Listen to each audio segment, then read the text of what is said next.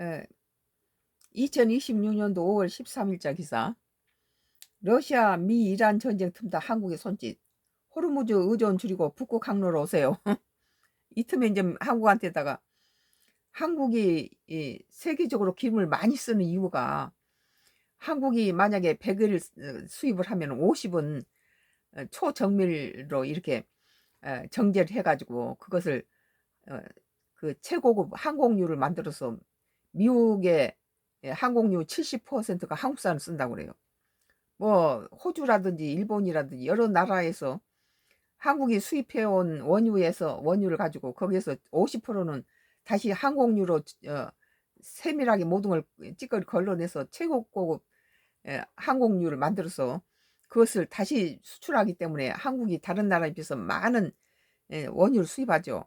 그러니까 러시아가 지금 이 프레시안, 지금까지 러시아 기름을 사주지 말고 러시아가 그 기름을 팔아가지고 우크라이나 전쟁에 뭐 병기를 사들이고 총알을 사들이고 그런다 그러고 이제 그러고 있는데, 전도사님, 커피를 한 잔 줘요. 여기 있어요. 커피잔 가져가요. 커피 있어? 예, 커피잔 이거 좀 가져가서 채워와요. 러시아 미 이란 전쟁 틈타 한국의 손짓. 호르무즈 의존 줄이고 북극 항로로 오세요 그랬네요. 세미나 주한 러시아 대사. 러시아 신뢰할 수 있는 파트너. 러시아 지원 거부한 국가들 에너지 안보 및 경제 기반 훼손. 이제 러시아가 이제 트럼프가 중동 석유로 어려움을 당하니까 일시적으로 러시아산을 써도 된다 그러다 보니까, 러시아에서 제일 가까운 나라가 어디예요? 우리나라 세계적으로 많은 석유를 갖다 소비하고 있는 나라가 한국인데, 그게 아까 방금 얘기했듯이 50%가 수출을 해서 고가의 항공유로 만들어서 수출하기 때문에 원유 도입하는 건 중동에서도 제일 큰 손의 두 번째 손이래요. 그러니까 이제 러시아 측에서도 한국한테 손짓하는 거죠. 미국 이란 침공으로 호르무즈 해부 동향이 어려워지면서 에너지 수급 위기가 현실화되고 있는 가운데, 러시아 측은 북극 항로를 이용한 자국 에너지 자원 도입 방안을 한국에 제안했다. 우리 한국은 요새 인기가 많아요.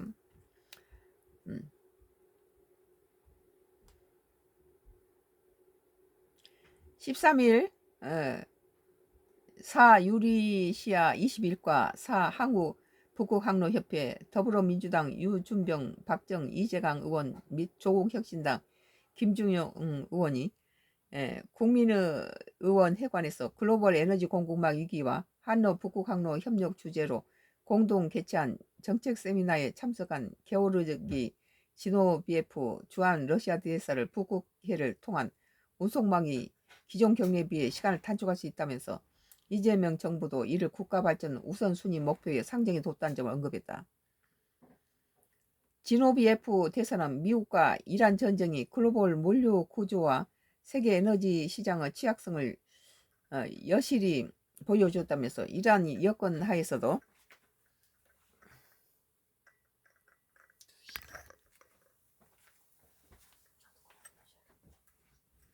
뜨거워요?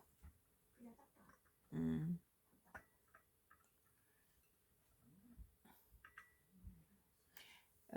이러한 여건 하에서도 러시아는 에너지 분야 신뢰할 수 있는 파트너로 계속 남아있고 계약상의 자신의 의무를 명백히 이행하고 있다고 말했다. 뭐 러시아는 우리 한국과 가까우니까 뭐 제철이라든지 이런 석유 같은 것은 가까운 지역일수록 이득이죠.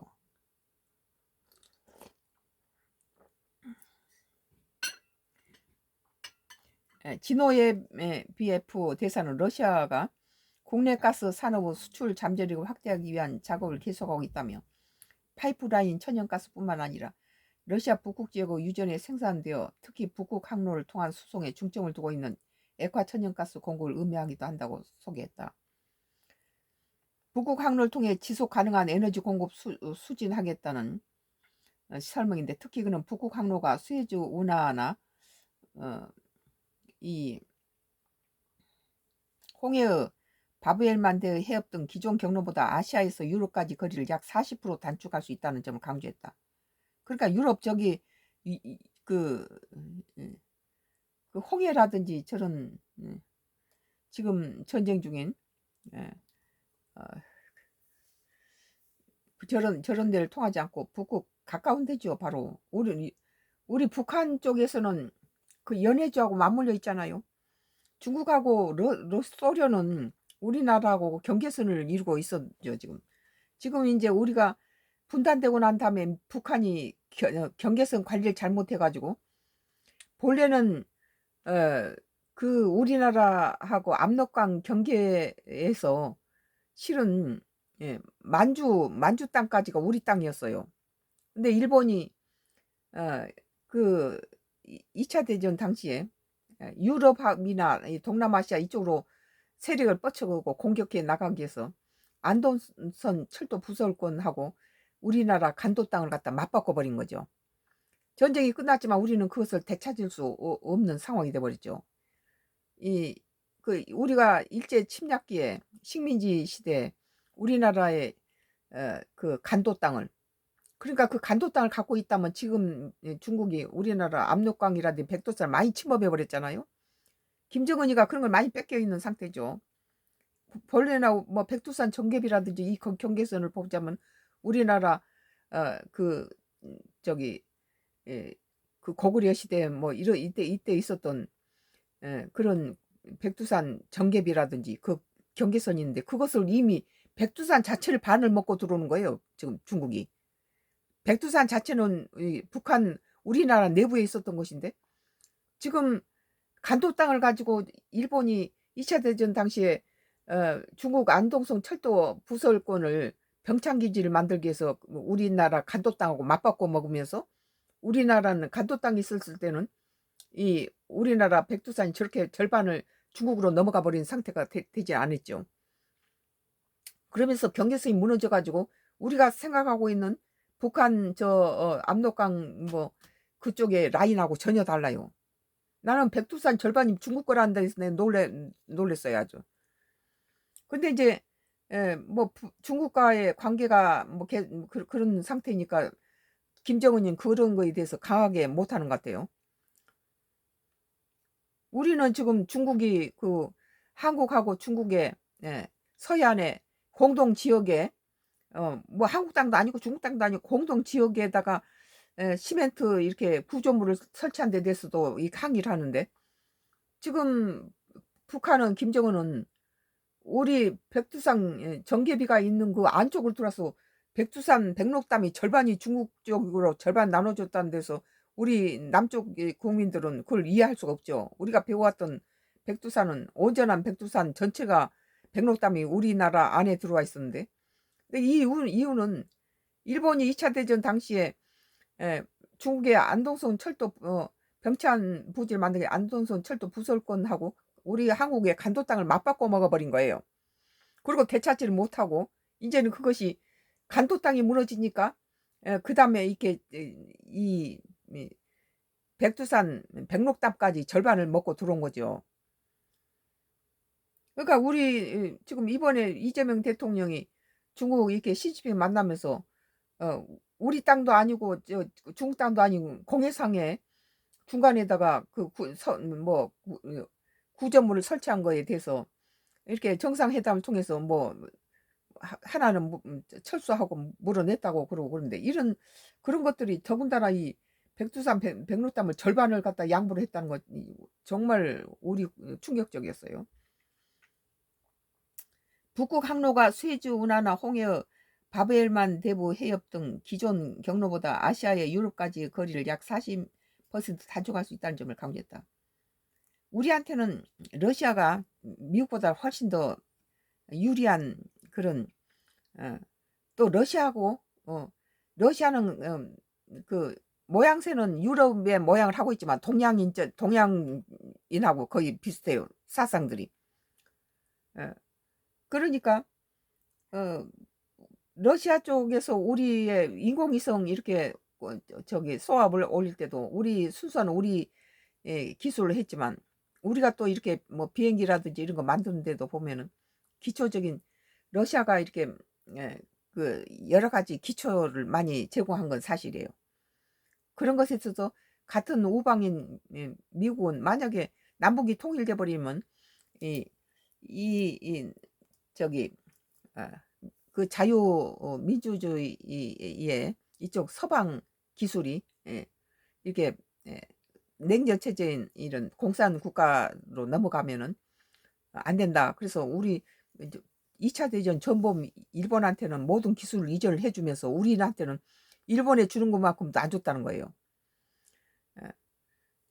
그런데 오히려 러시아로부터 여러 가지 기술 지금 이렇게 뭐 하나라든지 이런 방산에도 그 기초를 보면은 러시아의 뭐 중고 뭐 그 녹슬어 있는 그런 잠수함 이런 것들 뜯어오고 비행기 뜯어서 다 부품 만들어서 조립해서 넣고 이러면서 다 기초가 러시아.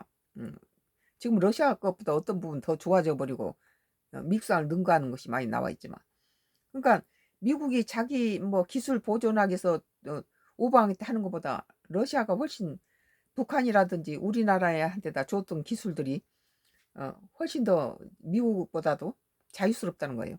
그래서 우리나라는 어 우리가 필요한 것이 러시아에 있고 러시아가 또 우리 한국에 필요한 것들이 많아요.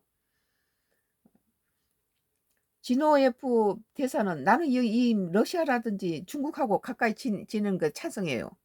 그러니까 이재명을 욕을 했지만 이재명 정부가 지금 대북 문제라든지 러시아나 중국에 이렇게 한 이런 이 방법이 맞다. 음 지금 유럽의 국가들도 뭐 이 미국에 올인해 가지고 결과는 전부 등 돌리잖아요. 예측 불허한 시 트럼프하고 얘기한 것보다 예측 가능한 시진핑이 낫다. 그래 가지고 전부 중국 정상회담 유럽 정상들이 전부 중국하고 지금 대화하고 어 이제 그 시진핑하고 만나고 있는 이유가 뭐예요? 트럼프는 정신병자예요. 뭐 동키호테처럼 어제까지 했던 뭐 그 협정을 가지고 오늘 기분 나쁘다고 뒤집어 엎어 버리고 뭐 관세 15%더 인상 25% 인상한다. 이러고 막 모든 것들이 약속을 이행하지 않고 마음대로 뒤집어 자기 적극적으로 하잖아요. 지금 이번에 호르무즈에 대한 그 아무도 안 가는 이유가 뭐 나토라든지 이게 전부 안 가는 이유가 지금 서방 국가들이 전혀 안 하고 같은 일본이나 한국도 이게 하는 못하는 이유가 지금까지 베네수엘라든지 덴마크 뭐 그린란드 안 주면 뭐 먹겠다든지 뭐 캐나다에 관한 거라든지 예 이 이란의 공격들이 전부 예 그 민주주의를 흔들는 그쪽 세력들이 그런 공격이 아니고 트럼프가 그게 무슨 히토류가 있든지 기름 있는 곳에가 찝쩍거리면서 전쟁을 일으킨 거예요 다 전부가 다. 그러니까 이 우방들이 그전에는 뭐 베트남 전쟁에 참여했을 때는 민주주의를 위해서 갖다 목숨을 바치는 그런 어떤 뭐가 있었죠. 근데 지금은 미국 자신을 위해서 트럼프가 말하고 있는 미국 자신을 위해서 히트루가 있고 세계 제1의 석유를 매장하고 있는 뭐 베네수엘라를 공격한다든지 뭐 국제법을 어기면서 이런 것들에 우리 우방이 참여할 수가 없는 거예요. 나토를 비롯해서.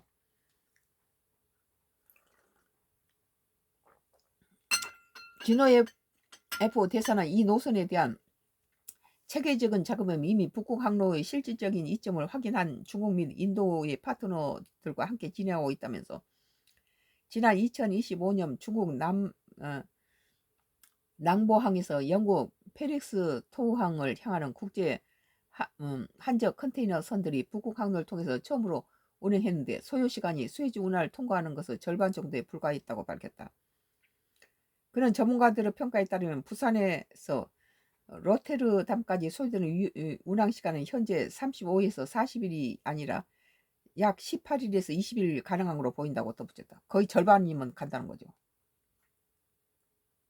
근데 이제 여기서 우리나라가 얼음을 깨는 세빙선 이런 것들이 기술이 있기 때문에 거기는 이제 얼어있는 북구 항로는 얼어있는 그 배 세빙선이 필요하잖아요.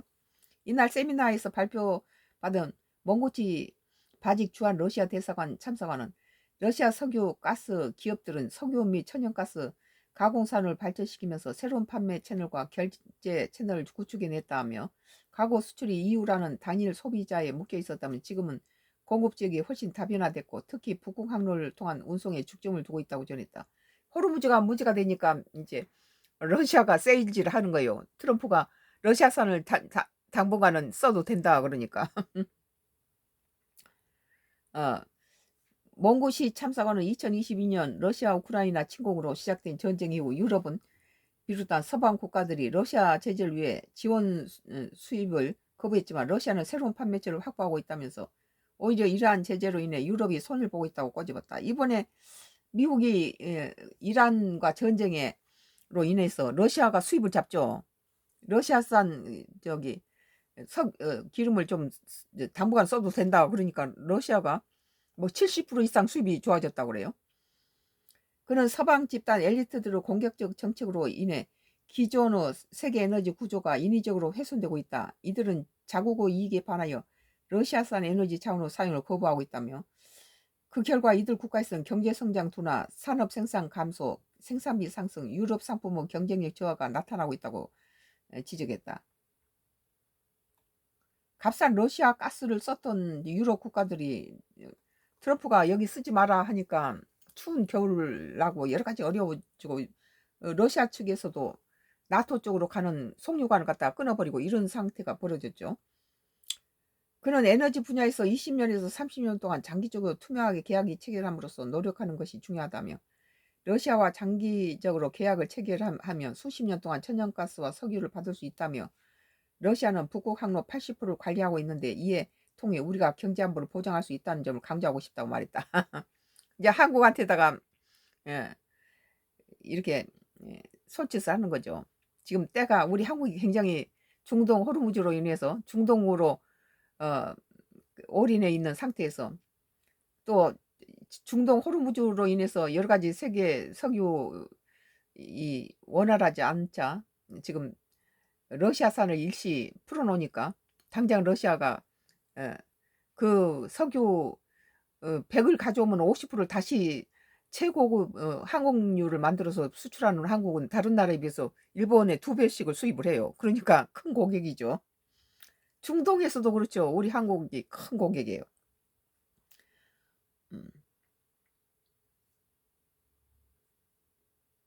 몽고시 참사관은 러시아는 신뢰할 수 있고 지속 가능하며 현대적인 에너지 지원에 대한 보편적이고 비차별적이고 접근 보장을 중시한다며 이러한 측면에서 러시아는 책임있는 협력을 지지하며 상호 이익에 기반한 건설적 대화를 계속해 나갈 의지가 있다고 밝혔다.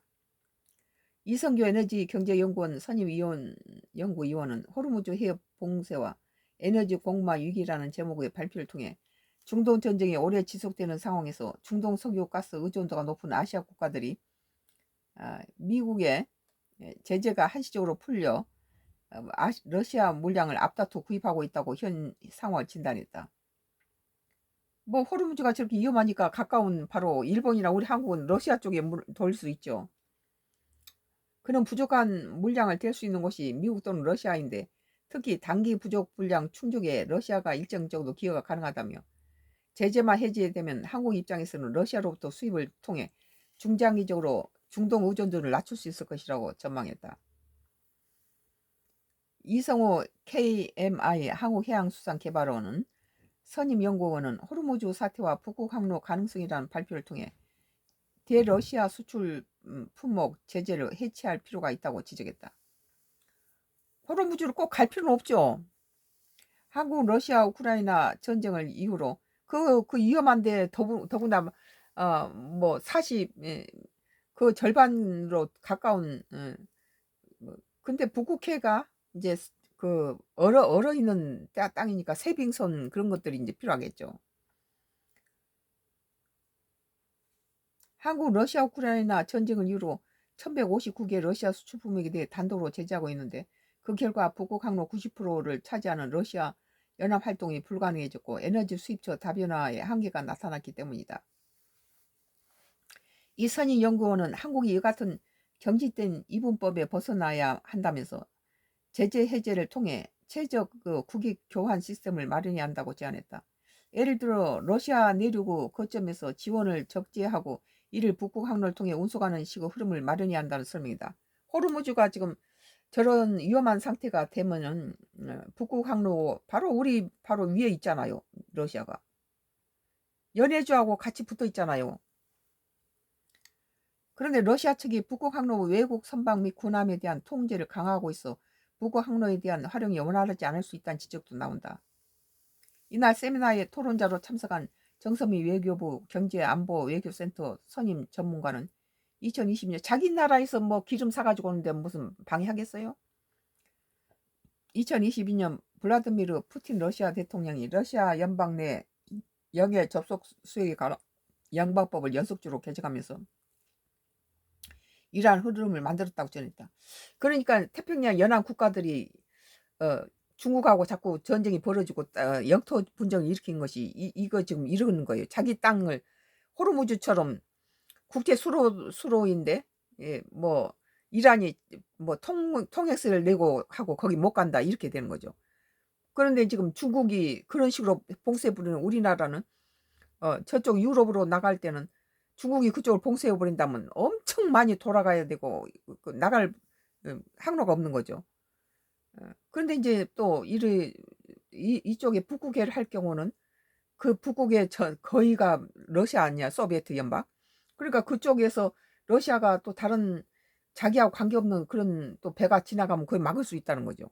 그런 것 때문에 이 트럼프가 자기 뒷마당에 있는 그 덴마크의 그린란드 영해 중국하고 러시아가 거기 뒤에 찝쩍거리니까 자기 뒷마당 쪽 그쪽이 그 해안의 통로를 막아버리면은 뭐 이렇게 호르무즈가처럼 또는 그 러시아가 좀 그럴 위험이 있다 그러죠. 북극이가 러시아 예를 들어서 우리 한반도에 무슨 서해안이나 동해안 쪽에 저 영토를 이렇게 침범해서 지나가면 그 공해상으로 지나가면 괜찮지만 그 나라 지나가면 비행기가 뜨잖아요. 그런 이 개정하는 미국 EU가 북극 항로를 유엔 해양 형법 협약상 국제 수역으로 보는 입장과 정면으로 충돌하고 있다면서 북극 항로가 단순한 물류 경로를 넘어 새로운 전략적 초크 포인트로 발전할 가능성이 있다는 점에서 한국은 북극 항로 협력을 단순한 경제협력 차원이 아니라 러시아법 제도 변화와 지정학적 리스크를 종합적으로 고려한 경제 제한부 관점에서 접근할 필요성이 있다고 조언했다. 이 다음에 우리 거 못 가. 그 통관료 내라. 이제 이렇게 되고 뭐 지금 호르무즈처럼 그러니까 지금 인도 태평양 연안 국가들이 지금 그 중국하고 영토 분쟁이 일으키게 되면은 거기를 전부 중국이 막아버리고 우리는 뺑뺑 돌아서 가야 된다는 거예요. 이게.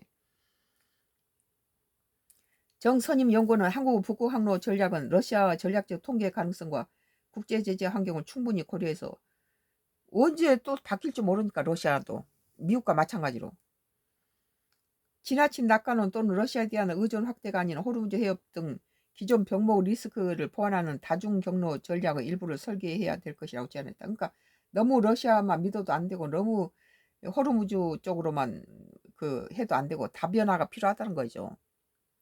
여러 가지 카드를 갖고 있어야 된다. 한편 더불어민주당 윤준병 의원은 이날 축사에서 글로벌 에너지 공급망 위기 속에서 북극 항로를 둘러싼 기대와 우려를 점검하고 대한민국과 러시아 양국이 상호 협력을 통해 국가 에너지 안보 전략 모색하는 소중한 출발점이 되기를 바란다고 하겠다. 러시아는 이제 자기 나라의 에너지를 팔기 위해서 뭐 이런 쪽에 편리를 봐주겠지만 그 멀리 내다봤을 때는 그것이 러시아가 막아버릴 그런 가능성도 있다는 거예요. 박전 의원은 언젠간 남북 철도 유라시아 물류망이 다시 이어지는 날 북극 항로와 철도 에너지 협력이 함께 연결되는 새로운 북방 경제 시대를 충분히 가능하다며 이번 세미나가 북방 경제의 새로운 가능성 모색 계기가 되길 기대했다. 그러니까 북한을 통해서 러시아에서 바로 중국으로 우리나라로 이렇게 철도가 연결돼 버리면 되는데 지금 뭐 윤석열 정부 들어와서 그쪽에 있는 그 뭐 판문점 그쪽이 다 파괴시켜 버렸잖아요. 김준영 의원은 우리나라도 해양 조선 물류 분야의 경쟁을 토대로 북극 항로 시대를 대비할 때라며 글로벌 공급망 위기의 상황 속에 대안을 만들어야 할 필요성을 강조했다. 뭐 중요한 얘기죠. 프레시안 러시아 미 이란 전쟁 틈타 한국의 손짓 호르무즈 의존 줄이고 북극 항로로 오세요. 그러고 있어요. 응?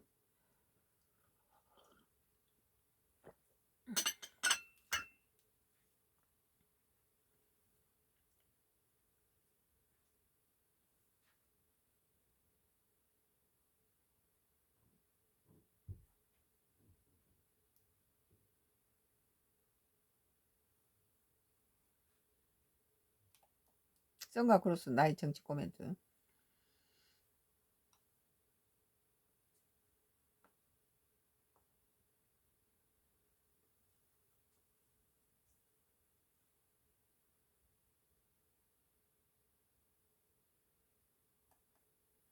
한국일보예요. 국내 뉴스입니다.